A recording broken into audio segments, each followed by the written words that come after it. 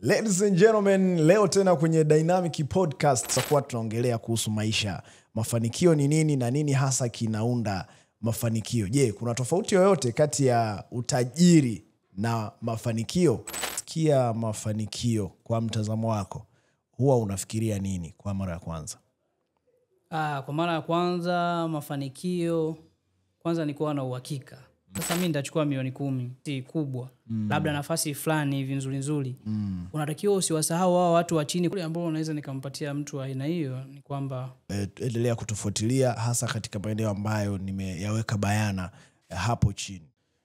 Ladies and gentlemen, leo tena kwenye Dynamic Podcast tumerejea tena. Kumbuka sisi tunakuwa tunakuhabarisha kwa habari ya biashara, mahusiano, uwekezaji, uongozi pamoja na maendeleo binafsi. Na siku ya leo tutakuwa tunaongelea kuhusu maisha. Mafanikio ni nini na nini hasa kinaunda mafanikio? Je, kuna tofauti yoyote kati ya utajiri na mafanikio? Kila mtu ana tafsiri yake ya mafanikio. Kila mtu ana mtazamo wake.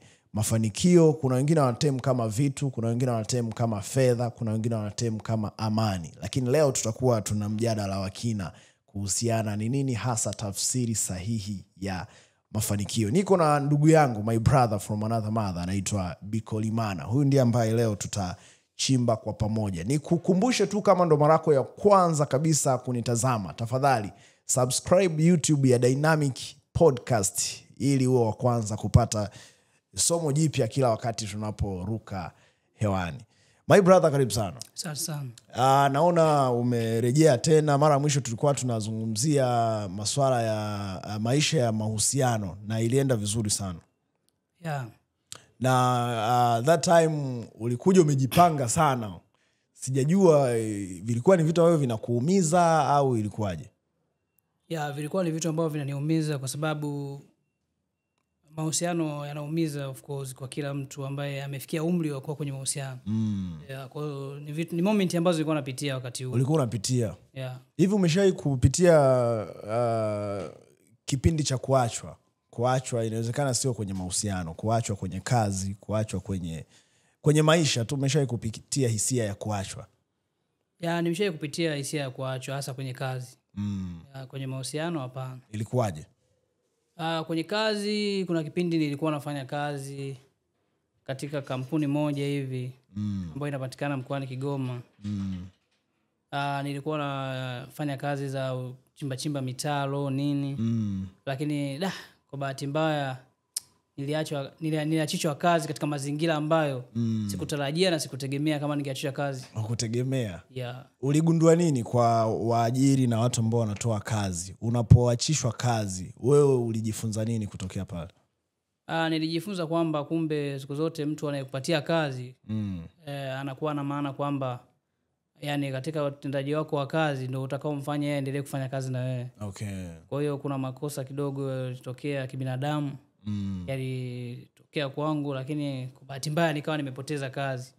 Kwa hiyo nikajisikia vibaya kwa sababu wakati huo sikuwa na kazi. Na mimi katika wakati huo nilikuwa nahitaji kazi. Okay. Ulikuwa kwa ni mtu wa kazi. Karibu sana bwana. Hii ni Dynamic Talks Podcast. Huwa tunazungumza kwa kina mazungumzo yanayobadilisha maisha. Na tumejisikia vizuri sana kuwa na wewe leo. Asante sana. Na leo tutakuwa tunazungumzia issue kubwa ya mafanikio. Kuna notion na mazungumzo ambayo yako mtaani ambayo inawezekana ni sahihi au sio sahihi juu ya tafsiri ya mafanikio na utajiri. Kwa hiyo ningependa tuweze kuchambua hiki kitu kwa kina. Ukisikia mafanikio kwa mtazamo wako, huwa unafikiria nini kwa mara ya kwanza? Kwa mara ya kwanza mafanikio kwanza ni kuwa na uhakika. Mafanikio ni kuwa na uhakika. Yeah. Kuwa na uhakika juu ya maisha yenyewe sasa hivi, kwa sababu huwezi kuwa na mafanikio alafu kukosa uhakika. Kwa uhakika ndo mafanikio yenyewe. Yeah. Uhakika unazungumzia kwenye maeneo gani hasa? Uhakika. Hem, tupe maelezo kidogo. Uhakika kwa mfano nikija kwenye mafanikio ambayo nimesema kwamba mafanikio ni kuwa na uhakika.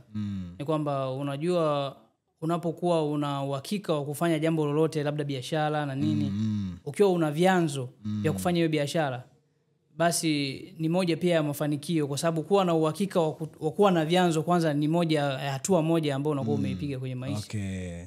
Kwa issue kubwa ni uhakika. Issue kubwa ni uhakika. Okay. Mtu ambaye hana uhakika maana yake hana mafanikio. Mtu ambaye hana uhakika hana mafanikio, kwa sababu sasa kama huna uhakika unakuwaje na mafanikio wakati mafanikio yanataka kuwa na uhakika? Kwa hiyo kama unajikuta huko kwenye kundi la watu ambao huna uhakika, bado hujawa na mafanikio. Mafanikio ni kuwa na uhakika. Kwamba na uwezo wa kufanya labda biashara fulani, au naweza nikafanya kitu chochote kinachohusiana na fedha, swala la uchumi na vitu kama hivi. Kwa hiyo cha kwanza ili ujigundue kwamba una mafanikio, unatakiwa uwe na uhakika. Unatakiwa uwe na uhakika. Na uhakika unazungumzia hauzungumzii issue ya fedha peke yake. Unazungumzia uhakika pia kwenye eneo la kuwa na amani, kuwa na furaha, uhakika wa wapata watu fulani kwa wakati, au hiyo imekaje? Ya uhakika ni kwamba uhakika ni neno moja, lakini limbalo limepanuka kidogo. Limejikita kwenye mambo mengi. Uhakika labda wa kuwa na connection za hapa na pale. Okay. Uhakika wa kuwa na vitu ambavyo unaona kabisa hivi nikivifanya vinaweza vikanifikisha sehemu fulani. Cha msingi ni kwamba, kwa mfano, unapokuwa na connection, unakuwa na uhakika kila kitu ukipata kwa wakati. Ni tofauti na vile ukiwa huna uhakika wa kupata hizo connection. Kwa hiyo cha kwanza unatengeneza connection ambayo inakupa uhakika wa kuyafikia hayo mafanikio yenyewe. Okay. Umeshawahi kupitia kipindi ambacho una uhakika wa kila kitu kinachokuzunguka?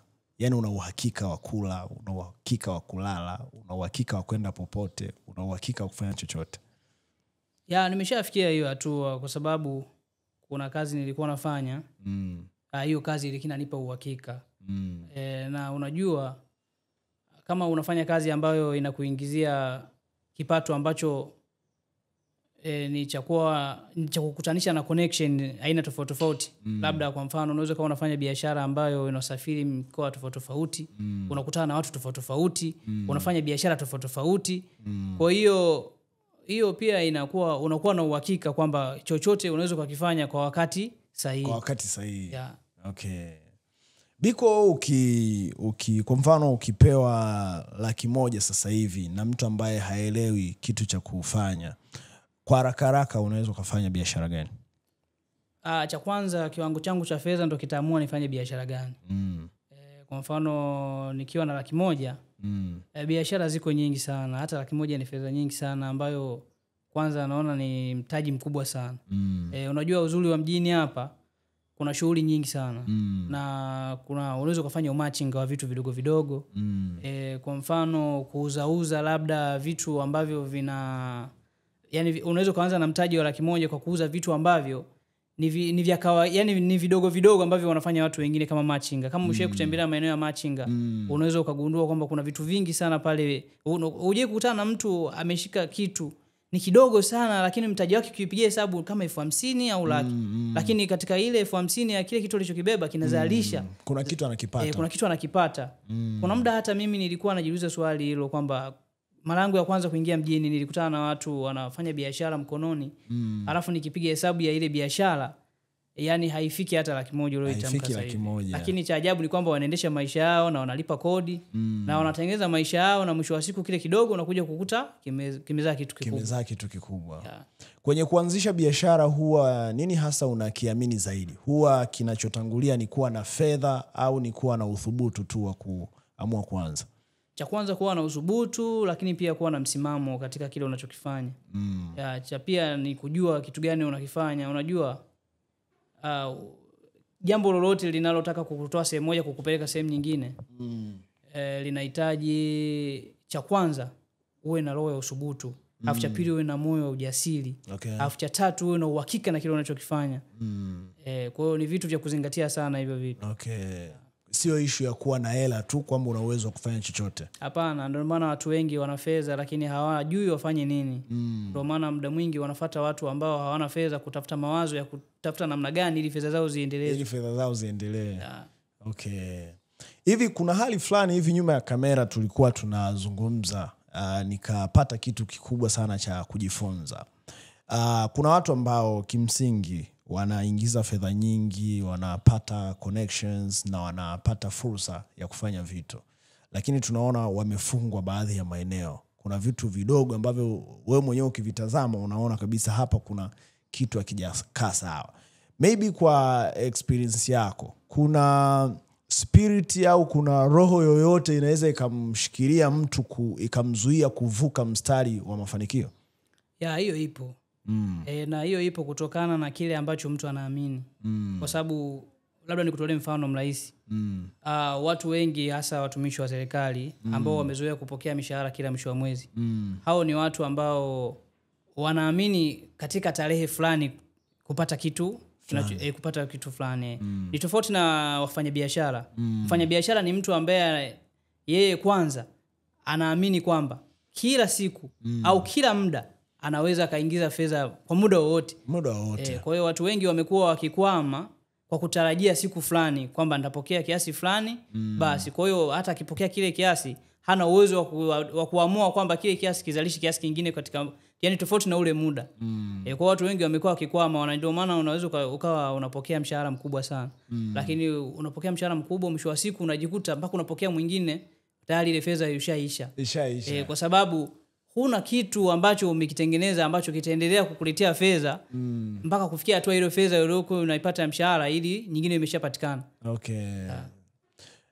Katika mfumo wa kuingiza fedha na kufanya vitu, unachagua kipi kati ya kuwa na kiwango fulani cha kulipwa kila mwezi au kuwa na kiasi kidogo tu unachokipata kila siku? Unajua fedha kwanza ya mwisho wa mwezi kwanza inasumbua sana. Na inapoteza muda sana. Watu wengi hilo huwa walijui. Yani inapoteza muda kwa sababu gani? Unajua fedha unaoitengeneza ndogo, hata kama fedha unaweza kuwa na fedha ambayo unaitengeneza kila siku, japo ina udogo wake, lakini inaendelea kukupa, inaendelea kukuspy kwenye vitu vingine vikubwa. Lakini kuliko ile fedha ambayo unaitegemea kila mwisho wa mwezi au kila baada ya muda fulani ambao ni muda mrefu.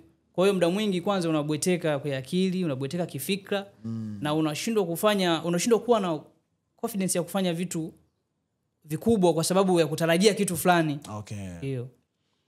Biko, ukipewa shilingi 10 ambayo inajizidisha kila siku kwa muda wa siku 30 na milioni 10, yani umepewa shilingi 10 ambayo utawekewa kwenye akaunti yako inayojizalisha kila siku kwa muda wa siku 30, na upande wa pili umepewa milioni 10 ya pamoja, utachagua kipi?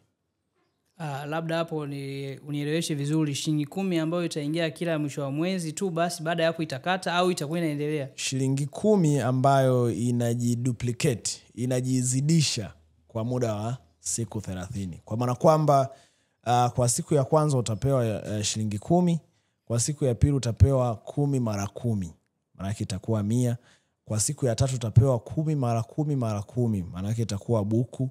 Kwa siku ya 4 utapewa 10 mara 10 mara 10 mara 10, itakuwa 10,000. Lakini upande mwingine umepewa milioni 10 ya pamoja. Wewe unachagua upande gani? Sasa hiyo ina limit kwamba labda baada ya mwezi mmoja au kwa muda wa siku 30? Sasa mimi nitachukua milioni 10. Kwa sababu nikichukua milioni 10 na uwezo kuizalisha hiyo shilingi 10. Huoni kama shilingi 10 baada ya siku 30 itakuwa nyingi zaidi? Kila mmoja ana mtazamo wake katika jambo ambalo, yani katika fedha. Yawezekana mtu mwingine akaona shilingi 10 inaweza ikawa ni fedha nyingi kutokana na vile atakavyokuwa ameplan yeye. Lakini mimi naweza nikawa na milioni 10 nikawa nimesha plan zaidi ya kuzalisha zaidi ya hiyo shilingi 10. Kwa sababu hapo unajua shilingi 10 inayojizalisha kila siku kwa muda wa siku 30 ni zaidi ya bilioni 1. Ni zaidi ya bilioni 1? Ni kweli ni zaidi ya bilioni 1, lakini au bora uchukue kinachoonekana kwanza. Cha kwanza kinachoonekana. Unajua haya maisha ya kukaa unaamini kitu kisichoonekana ni mbaya sana kwenye ulimwengu wetu. Ni bora umalizane tu na milioni 10, mambo yaisha. Malizana milioni 10, baada ya hapo pata utulivu wa akili, alafu fikiria namna gani ya kuzalisha zaidi hata hiyo shilingi 10. Kwa issue kubwa sio hela ndogo sana ambayo inajizidisha. Issue kubwa ni kile kinachoonekana kwanza. Kwanza kinachoonekana, kwa sababu kinachoonekana ndo kitakupa mwanga wa kutafuta zaidi ya kile ulichokuwa unakitarajia, unakitumainia. Cha kwanza kinachoonekana. Okay. Kwa sababu kisichoonekana kinataka kwanza imani na kinataka muda sana. Sasa kwa ulimwengu wetu wa 5G sio ulimwengu wa kupoteza muda au wa kuishi kwa matumaini tu. Ndio. Hapana, huu ni ulimwengu ambao umechangamka. Kwa hiyo inabidi uchangamke.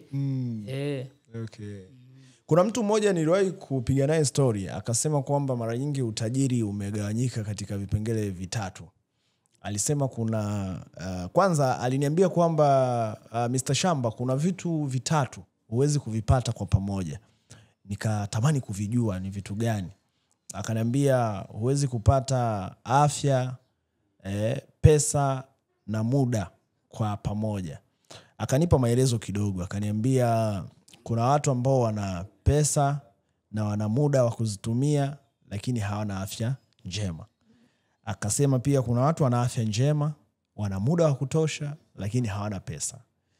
Na kuna watu wana pesa, wana afya lakini hawana muda kabisa wa kukaa na familia zao, kutumia pesa. Ni kundi gani wewe kwa mtazamo wako hapo ambalo unaona lina maisha mazuri zaidi katika vipengele hivyo vitatu? Katika mambo matatu, moja ya kitu ambacho naona ni muhimu sana kwangu na wala siwezi kuzungumzia kwa watu wengine. Cha kwanza ni afya. Kwa sababu hakuna raha yoyote mtu anayoipata yani kwamba una pesa alafu afya yako ni sio nzuri. Yani kuna watu mpaka leo hii nikikwambia ukienda hospitali utakuta wanatamani kama ingewezekana, wana maombi kabisa pale wanaomba kwamba Mungu ninaomba kama inawezekana nirudishie afya yangu, pesa zangu chukua. Kwa hiyo nirudishie afya yangu, pesa zote chukua. Kwamba no matter afya ikirudi nitaanzaje, lakini afya irudi kwanza. Ukiwa na afya kwanza unakuwa una uhakika wa kufanya, yani una uhakika wa kupata hiyo fedha. Na ukiwa na afya una uhakika wa kupata huo muda. Kwa hiyo kiungo cha kwanza cha maisha ni afya. Yani huwezi kufurahia maisha kama huna afya nzuri. Okay. Ndio maana kila siku iendoe kwa Mungu tunahakikisha tuna afya nzuri. Ili kuendelea kutafuta hiyo fedha sasa na kutafuta huo muda.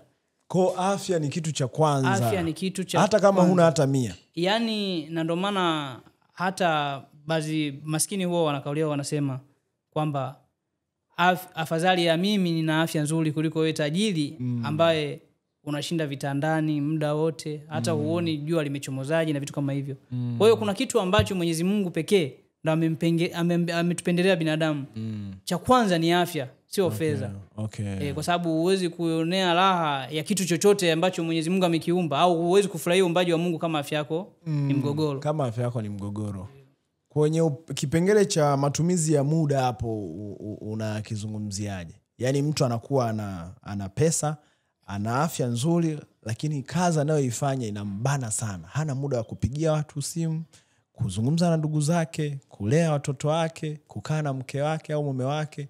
Hiyo unaizungumziaje? Cha kwanza inabidi kila kitu kiwe na kiasi. Kila kitu kiwe na kiasi. Unajua mwisho wa siku kila kitu kinakutaka wewe kwanza. Kwa hiyo kuna vitu vingine unaweza ukawa unaviendekeza kwa kufikiria labda unataka kutengeneza kitu fulani, alafu mwisho wa siku ukajikuta unaharibu. Kwa hiyo kuwa na muda na familia, kuwa na muda na marafiki, kuwa na muda na wa kufanya mambo yako mwenyewe binafsi ya kibinadamu. Hiyo pia ni moja ya mafanikio. Yani mafanikio usikalili kwamba ni muda tu wa kufikiria kuchakata tu mambo ya kitaalamu, mambo ya kisayansi. Hapana, kwa sababu kumbuka haya maisha tunaishi yani haya maisha tunaishi kwa muda. Kwa hiyo kama ukijua kutumia vizuri matumizi ya muda, utagundua kwamba kila kitu kinatakiwa kiende kwa pamoja. Yani kila kitu kinatakiwa kiende kwa pamoja. Na by the way, hawa ni ndugu zako. Ni watu pia ambao kama utapata lockdown, ukipata changamoto hata ya kiafya, watakuwa ni watu wa kwanza kuwa karibu na wewe. Na ndio maana siku zote mtu mwenye fedha licha ya kwamba na utajiri alionao huwa hajiziki, kwa sababu fedha huwa haimziki mtu. Yani watu ndio wanakuzika. Kwa hiyo mwisho wa siku unahitaji watu sana kuliko hata hizo fedha. Jamaa mmoja akaniambia ukifanikiwa kupanda juu watu wakikupatia ngazi ya kwenda juu, ukifika juu hakikisha haupotezi hiyo ngazi, kwa sababu inaweza kukusaidia. Kuna wakati inaweza kukusaidia wakati wa kushuka chini vile vile. Nikagundua umuhimu wa watu ambao wako chini hata kama wewe uko juu sana namna gani. Kwa mtu ambaye ni mara yake ya kwanza kabisa kuwa na uhakika kama ambavyo ulizungumza hapo mwanzo, ni tahadhari gani hasa ambayo unaweza ukampatia ili kwa siku za usoni ama hapo mbeleni asije kukutana na kitu kikamuondoa kwenye mstari akaona kama ni kitu kipya kwenye maisha yake? Unajua siku zote Mungu akikupa neema ya kuwa kwenye nafasi ambayo labda huenda watu wengi wanaitamani kuifikia, cha kwanza unatakiwa mshukuru Mungu. Lakini pia moja ya vitu ambavyo hutakiwi kujisahau kwamba wewe ni mwanadamu na umeumbwa na mapungufu. Kwa hiyo muda wowote na saa yoyote lolote linaweza likatokea. Lolote. Kwa hiyo unatakiwa unapokuwa kwenye nafasi kubwa, labda nafasi fulani hivi nzuri, unatakiwa usiwasahau hao watu wa chini kwa sababu moja. Kama unaamini kwamba muda wote maisha yako yanaweza kubadilika na kurudi aidha chini au juu zaidi. Lakini kwa asilimia kubwa kama Mungu ameshakuweka juu, manake kuna asilimia kama 50 hivi wewe kurudi chini. Itategemeana na wewe sasa unaitumia vipi hiyo nafasi. Unatumia vipi nafasi? Kwa hiyo ukianza kuwadharau watu wa chini, hao ndio kesho, usisahau kwamba hao ndio kesho watakuwa msaada kwako. Na ndio maana wewe mwenyewe unaweza kawa shahidi au mtu yote anaweza kawa shahidi. Ndio. Hakuna mtu yoyote aliyewahi kuwa juu. Sawa? Hakuna mtu yoyote aliyewahi kuwa juu halafu akategemea watu wa juu. Na ndio maana haya maisha tunaishi kwa kutegemeana. Okay. Yaani mtu wa juu anamtegemea mtu wa chini, mtu wa chini anamtegemea mtu wa juu. Okay. Mtu ambaye yuko kwenye hali ya uhakika, ana uhakika na kitu anachokifanya, ana uhakika na fedha anazoingiza, ana uhakika na watu walionao, ni tahadhari gani ambayo unaweza ukampatia ili siku za mbeleni asije akakutana na kitu kipya kikamuondoa kwenye mstari na akawa haelewi cha kufanya? Ushauri ambao unaweza nikampatia mtu wa aina hiyo ni kwamba anatakiwa kila kitu anachokifanya kwanza ajue kwamba kila kitu kinahitaji kiasi na kila kitu kinahitaji watu na kila kitu kinahitaji utu. Okay. Kwa maana kwamba asitegemee kwamba nafasi alionayo itakuwa ya muda mrefu. Hapana, kwa sababu hizi nafasi zina muda. Unajua ukishajua nafasi yako ina kikomo, kwa hiyo huna budi kuchukua tahadhari mapema. Kwa sababu muda utakapoisha, huwezi jua utabaki katika nafasi ipi na heshima ipi. Okay. Kwa hiyo cha kwanza watu wanachokiangalia wanapopata nafasi, cha kwanza huwa wanaangalia baada ya nafasi kuisha. Okay. Maisha yatakuwaje. Okay. Kwa hiyo ukiona watu wengi wanakuwa kwenye nafasi wanasahau kuna baada ya maisha ya hiyo nafasi. Itakuwaje? Hao ni watu ambao wamejisahau sana. Wamejisahau sana. Na ni hatari sana kujisahau. Ni hatari sana. Ni bora wengine wakusahau. Yaani ni bora wengine wakusahau ila kuliko wewe kujisahau. Okay. Hiyo imekaa vizuri zaidi. Sisi tumefurahi sana kuwa na wewe hapa leo. Na imekuwa ni jambo kubwa sana kutembelewa na wewe ndani ya Dynamic Talks podcast. Kwa hiyo next time kama tukikuhitaji tena, tafadhali usisite pa ushirikiano ili tuweze kuendelea kuhabarisha wengine. Mimi nafurahi sana na nashukuru sana kama nimefika hapa ofisini kwenu. Nafikiri ujumbe utawafikia watu wote ambao wanahitaji kuelimika. Nashukuru sana. Hiyo ilikuwa ni Dynamic Talks podcast na naona tumefika tamati sasa. Hayo yalikuwa ni madini ya kwake Bikolimana Alexander. Huyu anakuwa ni mtu wetu kati ya wengi ambao wameshare vitu kadhaa kwenye platform hii. Lakini kama nilivyokuambia pale awali, huyu ni mpambanaji tu ambaye amependa kushare hekima hizi kwa watu ambao walikuwa wanatufuatilia hivi leo. Na kwa hiyo inaweza kuwa vizuri zaidi kuendelea kutufuatilia hasa katika maeneo ambayo nimeyaweka bayana hapo chini. Tafadhali kumbuka ulikuwa na mimi Shamba the Shamba, ndiye ambaye nilikuwa ninaendesha gurudumu hili kuanzia mwanzo mpaka tamati.